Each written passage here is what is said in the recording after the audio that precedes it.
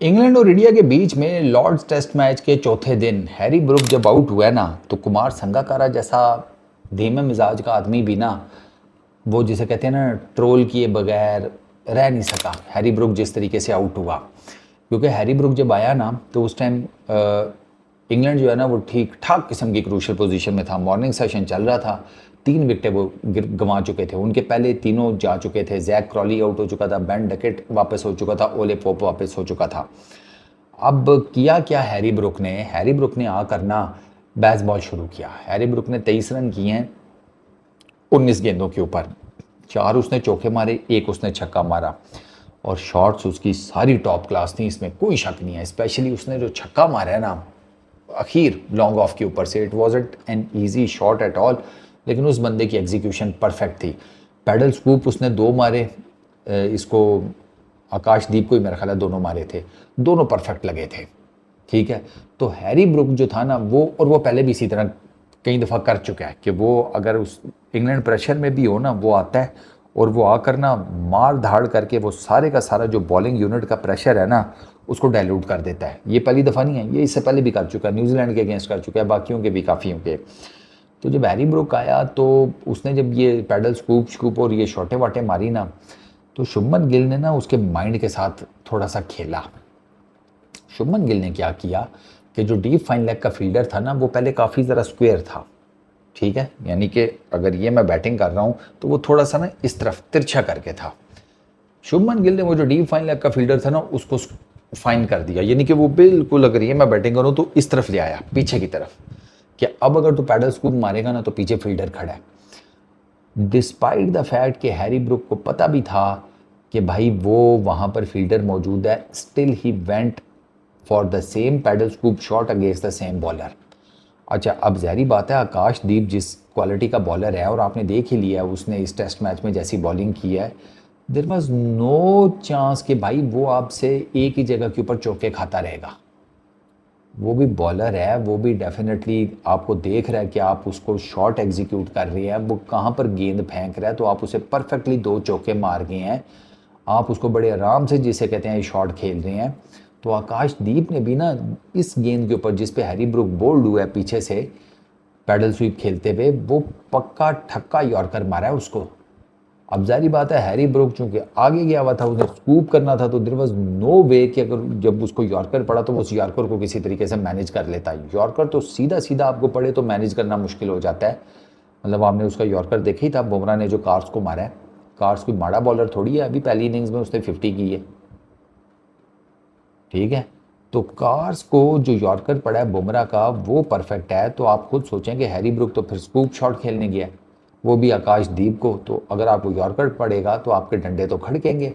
Harry Brook भाई के डंडे खड़क गए। उसके ऊपर ना कुमार संगकारा का एनालिसिस ये था कि यार ये एरोगेंस है, ये बेसबॉल भी नहीं है, कि आपको पता भी है कि पीछे फाइन लेग का जो डीप फाइन लेग का फील्डर है, अब वो काफ़ी अंदर की तरफ आ गया है।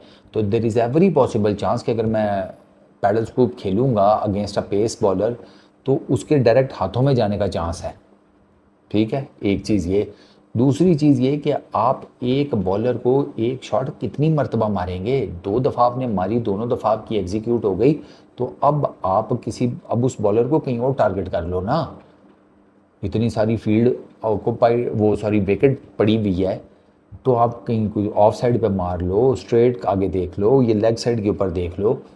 नहीं सर, हैरी ब्रुक को लगा कि भाई मैं जिस तरीके से खेल रहा हूँ ठीक है, मैं कर लूँगा मैनेज। वो नहीं हुआ मैनेज पे। तभी उसने कुमार संगकारा ने कहा कि ये भाई इस तरह नहीं खेली जाती टेस्ट क्रिकेट। अब कुमार संगकारा खुद किस लेवल का बैट्समैन है, वो किससे ढका छुपा है। तो कुमार संगकारा की बात के ऊपर असल में ये ना थोड़ा सा ना ज़्यादा ही, जिसे कहते हैं ना, फुदू समझ गया हैरी ब्रुक की। ये क्लियर कट पता लग रहा है, ठीक है, वो काफ़ी कॉन्फिडेंट किस्म का बैट्समैन है, उसे इंग्लैंड के अगले स्किपर के तौर पर देखा जाता है। आपको पता है हैरी ब्रुक को इंग्लैंड के अगले जिसे कहते हैं टेस्ट कैप्टन के तौर पर देखा जाता है आफ्टर स्टोक्स। तो वो ठीक है, उसका कॉन्फिडेंस है, उसकी गेम अच्छी है, उसकी परफॉर्मेंसेस भी बड़ी ज़बरदस्त हैं, but at the same time जब आप एक क्वालिटी बॉलिंग साइड के अगेंस्ट खेल रहे हैं, जिसमें जो बॉलिंग आपको लड़का कर रहा है, बेशक उसके को बहुत ज़्यादा टेस्ट मैचेस नहीं है, लेकिन उसकी बॉल में क्वालिटी है, तो you should give him respect ना। एक शॉट लग गया, दूसरी दफ़ा भी लग गया, देर इज़ नो वे कि इंटरनेशनल क्रिकेट में बॉलर, वो भी एक टेस्ट मैच में, आपसे बार बार वो शॉट खा लेगा। वो खुद भी अपने जहन में कोई सोच चीज़ें लड़ा रहा होगा आपको आउट करने के लिए, उसके जो साथी हैं वो भी उसे मशवरे देंगे, उसका कप्तान उसको मशवरे देगा। देर इज़ एवरी पॉसिबल चांस कि ड्रेसिंग रूम से कोच बंदा शंदा भेज के उस बॉलर को बताए कि ये इस तरह कर रहा है, तो इसको इस तरह करके देख, या इसको इस तरह कर ही आउट हो जाएगा। 100 तरीके होते हैं भाई। तो हैरी ब्रुक को एक ही शॉट बार बार, और वो भी बहुत रिस्की शॉट। मैं बता रहा हूँ ना कि आप बॉल आ रही है, आप आगे जाकर थोड़ी सी विकटें निकाल कर उसको यूँ खेलना चाहते हैं, क्योंकि ज़ाहिर बात है यूँ तो वो खेलने से रहा, जिस तरह वो दिलशन खेला करता था तिल्स्कूप, वो तो बिल्कुल ही 90 डिग्री ऊपर मारता था ना, वो हर कोई तो नहीं मार सकता, वो तो उसी की स्पेशलिटी थी तिलकरत्ने दिलशन की। यहाँ पर अक्सर क्या बाकी सारे बैटर क्या करते हैं, वो थोड़ा सा ऑन दी ऑफ साइड जाते हैं और फिर मारते हैं, क्योंकि उनके लिए ये एग्जीक्यूट करना ईजी होता है बजाय इसके ये करने के। भैया फिर उसमें फिर आपकी स्टम्प्स तो नज़र आएंगी, और अगर आपको पक्का ठक्का यॉर्कर पड़ गया तो वहाँ वो शॉट खेलते हुए फिर आप यॉर्कर नहीं रोक सकते। यॉर्कर कैसे रोकेंगे? टांगों के बीच में से बल्ला दे के यॉर्कर रोकेंगे? फिर पता लगे भैंस के आंख यॉर्कर तो रुक गया, आपकी दोनों टांगों की नाड़ पे नाड़ चढ़ गई और आपको जनाब बंदे उठा कर लेकर जा रहे हैं कि भाई साहब चौका मारने गए थे, टांगों में कड़ोल पड़वा लिए हैं, मुँह जिसे कहते हैं नसें खिंच गई, अब तेल की मालिश करवा रहे हैं अंदर फिजियो से, वो मालिश करने वाला जो होता है मसूस क्या उसको कहते हैं, उससे। ऐसे थोड़ी होता है भाई। तो वो he is right, I agree with Sanga कि बेसबॉल खेलने की भी ना कोई टेक्निक होती है। जैसे टेक्निक इन्होंने हेडिंगले में खेली थी ना, वो समझ आती थी।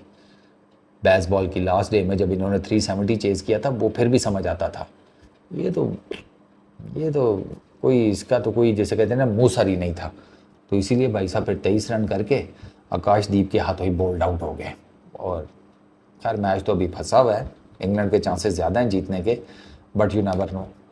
एक पार्टनरशिप भी 50+ रन्स की इंडिया को वापस ले आएगी मैच में।